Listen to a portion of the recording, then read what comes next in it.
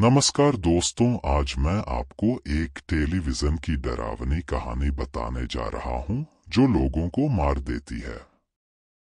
यह कहानी एक छोटे से गांव की है जहां एक अजीब घटना ने सभी के दिलों में डर का माहौल बना दिया था। कुछ महीने पहले एक अजनबी व्यापारी गांव में आया और एक पुराना टीवी सेट बाजार में बेच दिया। यह टीवी बहुत पुराना था और उसकी स्क्रीन पर हमेशा अजीब सी धुंध दिखती थी। व्यापारी ने इसे बेहद सस्ते दामों पर बेचा और जल्द ही यह टीवी गांव के कई घरों में लगने लगा। शुरुआत में लोग इसे महज एक पुराना टीवी समझते थे, लेकिन कुछ ही समय बाद यह टीवी अपनी खौफनाक कहानी के साथ सामने आने लगा। जो भी व्यक्ति इस टीवी के सामने बैठता और उसकी स्क्रीन को देखता, उसके कुछ दिन बाद उसकी रहस्यमयी तरीके से मौत हो जाती। पहले तो यह घटनाएं मामूली लगीं, लेकिन जब दीनानाथ नामक व्यक्ति की मौत हुई, जो कि उसी टीवी के सामने बैठकर सो गया था, तो लोगों ने इसे हल्के में नहीं लिया। फिर एक के बाद एक लोग मरे और हर मौत के बाद यह बात साफ होने लगी कि यह टीवी किसी न किसी तरीके से लोगों की मौत से जुड़ा हुआ था। गांव में एक साहसी लड़का विक्रम था जो शहर से आया था। उसने इस अजीब घटनाओं का रहस्य जानने की ठानी। विक्रम ने तय किया कि वह उस टीवी के पास जाएगा और उसे ठीक से देखेगा। एक रात वह टीवी के पास गया और उसकी स्क्रीन पर गहरे ध्यान से नजर डाली। जैसे ही विक्रम ने टीवी की स्क्रीन पर ध्यान दिया, अचानक स्क्रीन पर एक खौफनाक चेहरा दिखाई देने लगा। वह चेहरा किसी इंसान का नहीं था, बल्कि एक विकृत आत्मा का था। विक्रम ने महसूस किया कि वह वही आत्मा है जो इस टीवी में बसी हुई थी। एक पल के लिए उसने अपनी आंखें बंद की, लेकिन जब उसने फिर से आंखें खोली, तो वह आत्मा टीवी की स्क्रीन से बाहर आकर विक्रम के सामने खड़ी थी। आत्मा ने विक्रम को घूरते हुए धीरे धीरे कहा, अब तुम्हारी बारी है। विक्रम डर के बजाय साहस से भर गया। उसने हिम्मत दिखाई और कहा, तुम जितने भी लोगों को मार चुकी हो, अब तुम्हें शांति चाहिए। तुम्हारे दुख और दर्द को मैं समझता हूँ, लेकिन तुम इसे खत्म कर सकती हो। विक्रम ने आत्मा से कहा कि उसे अपने अंदर का गुस्सा और दर्द छोड़कर शांति प्राप्त करनी चाहिए। आत्मा ने विक्रम की बातों को सुना और जैसे ही वह शांति की तलाश में लगी, टीवी की स्क्रीन पर रोशनी की एक बड़ी लहर फैली। यह रोशनी धीरे धीरे कम होती गई और एक साथ स्क्रीन पर गहरा अंधेरा छा गया। विक्रम ने देखा कि अब वह खौफनाक चेहरा धीरे धीरे फीका पड़ रहा था और आत्मा की आवाज भी मंद हो गई। कुछ समय बाद टीवी की स्क्रीन पर एक अंतिम बार लिखा गया, अब मुझे शांति मिल गई। फिर स्क्रीन पूरी तरह से काली हो गई और उस खौफनाक आत्मा का अस्तित्व खत्म हो गया। इसके बाद वह टीवी फिर कभी चालू नहीं हुआ और गांव में एक लंबे समय तक शांति बनी रही।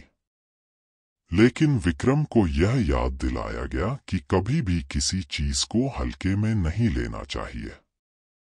उस टीवी ने अपने शाप से यह सिखाया कि कभी भी अपनी आत्मा को दूसरों की पीड़ा से नहीं जोड़ना चाहिए। गांव के लोग अब उस टीवी से डरते थे और वह घटना हमेशा उनके दिलों में एक खौफनाक याद के रूप में बसी रही। कुछ महीने बाद जब गांव में शांति फिर से स्थापित हो चुकी थी, विक्रम को लगा कि अब सब कुछ ठीक हो चुका है। लेकिन अचानक एक दिन गांव में एक और अजीब घटना घटी। गांव के बाहर एक और व्यापारी आया और उसने उसी पुराने टीवी के जैसे दिखने वाला एक और टीवी बेचा। हालांकि इस बार टीवी को खरीदने वाले लोग ज्यादा सतर्क थे, क्योंकि वे जानते थे कि कुछ अजीब और खौफनाक घटित हो चुका था। लेकिन यह टीवी कुछ और भी ज्यादा खतरनाक था। जब किसी ने इसे चालू किया तो न सिर्फ स्क्रीन पर वही भूतिया चेहरा दिखाई दिया, बल्कि अब वह टीवी सीधे लोगों के सपनों में घुसने लगा था। लोग सपना देखते और उसी टीवी के सामने खुद को पाते। टीवी स्क्रीन से निकली हुई रोशनी उन्हें अपने अंदर खींच लेती और वे कभी नहीं जागते। एक के बाद एक लोग टीवी को देखकर लापता होने लगे और गांव के लोग फिर से डरने लगे। विक्रम, जो पहले इस टीवी से बचने में सफल रहा था, अब महसूस करने लगा कि यह केवल एक टीवी नहीं, बल्कि एक शापित चीज है जो किसी रहस्यमय ताकत से जुड़ी हुई है। उसने फिर से वही कदम उठाने का निश्चय किया। इस बार उसे यह सुनिश्चित करना था कि यह भूतिया टीवी पूरी तरह से नष्ट हो जाए। विक्रम ने टीवी के रहस्यों को और गहराई से जानने के लिए कुछ पुराने दस्तावेजों को खंगाला, जो उसने एक पुराने मंदिर के पुजारी से सुने थे। उस दस्तावेज में लिखा था कि यह टीवी कोई सामान्य वस्तु नहीं, बल्कि एक प्राचीन शापित वस्तु है जो एक जादुई तंत्र से जुड़ी हुई है। इसे बनाने वाले लोग, जो जादू और काले तंत्र में माहिर थे, ने इसे मौत का सामान बना दिया था ताकि इसकी शक्ति से वे अपनी इच्छाओं को पूरा कर सके। अब विक्रम को समझ में आया कि यह टीवी केवल एक साधारण इलेक्ट्रॉनिक सामान नहीं था, बल्कि यह एक ऐसा माध्यम था जिसके द्वारा एक बुरी आत्मा लोगों की जान ले रही थी। विक्रम ने उन तंत्र मंत्रों और जादू टोनों का अध्ययन किया जिनके जरिए इस आत्मा को शांति मिल सकती थी। अगली रात विक्रम ने फिर से वही खौफनाक टीवी देखा। वह जानता था कि इसे नष्ट करने के लिए उसे आत्मा से बात करनी होगी और उसे शांति की ओर मोड़ना होगा। जैसे ही विक्रम ने टीवी चालू किया, वही भूतिया चेहरा स्क्रीन पर उभरा और विक्रम से कहा, तुम फिर से मेरे सामने क्यों आए हो? विक्रम ने शांतिपूर्वक कहा, मैं तुम्हारी मदद करने आया हूं। तुम्हें अपनी आत्मा को शांति देना होगा ताकि तुम किसी और को न मार सको। यह सुनकर आत्मा कुछ देर तक शांत रही। फिर उसने विक्रम से कहा, क्या तुम सचमुच मुझे शांति दिला सकते हो? विक्रम ने हाँ कहा और फिर वह तंत्र मंत्र का उच्चारण करने लगा जो उसने दस्तावेजों में पढ़ा था। टीवी की स्क्रीन पर अचानक तेज रोशनी चमकी और आत्मा की चीखें गूंजने लगीं। क्या विक्रम इस बार उस आत्मा को शांति दे पाएगा या वह फिर से बर्बर तरीके से गांव के लोगों को अपना शिकार बनाएगी? यह सवाल अब भी अनुत्तरित है, क्योंकि अब यह टीवी केवल एक साधारण वस्तु नहीं रह गई है, बल्कि एक शापित दायित्व बन चुकी है जिसका अंत अब तक नहीं आया है। विक्रम ने जैसे ही तंत्र मंत्र का उच्चारण शुरू किया, टीवी की स्क्रीन पर एक अजीब सी हलचल होने लगी। अचानक तेज रोशनी के साथ स्क्रीन ने एक भयावह चीख मारी और विक्रम को महसूस हुआ कि वह किसी गहरी और शापित शक्ति से जुड़ रहा है। आत्मा, जो अब तक विकृत और क्रोधित थी, विक्रम की ओर देख रही थी। उसकी आंखों में गुस्सा और दर्द का मिला-जुला भाव था।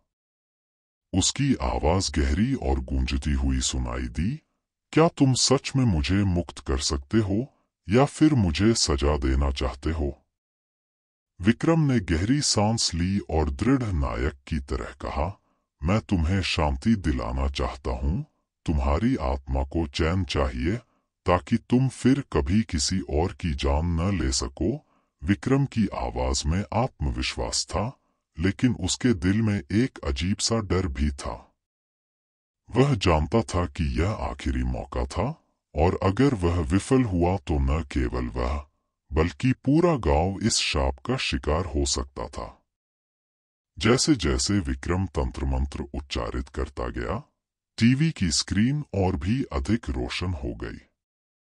अचानक टीवी से एक गहरी ठंडी हवा बहने लगी और आसपास का माहौल अजीब सा भारी हो गया। वह आत्मा, जो पहले विकृत और आक्रोशित थी, अब धीरे धीरे शांत होने लगी।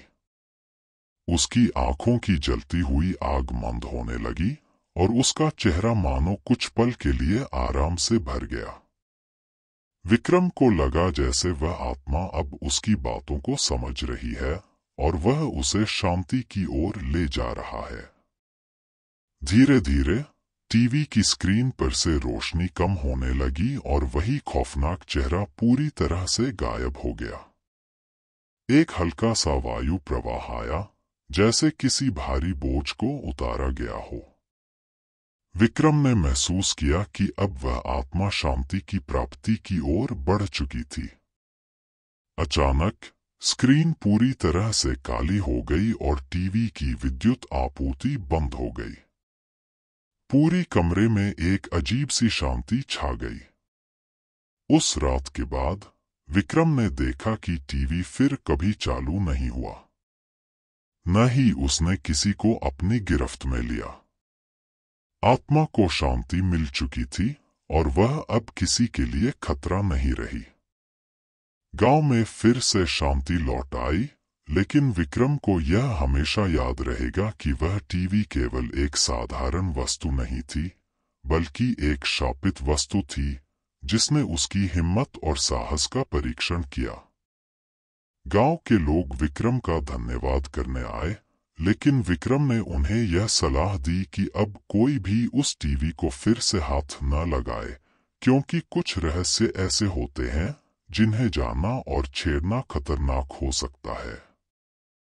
विक्रम ने उस शापित टीवी को तो नष्ट कर दिया, लेकिन उसे यह भी समझ में आया कि कभी-कभी हमें कुछ चीजों को समझने और नियंत्रित करने से पहले उन चीजों की शक्तियों और खतरों का आकलन करना चाहिए।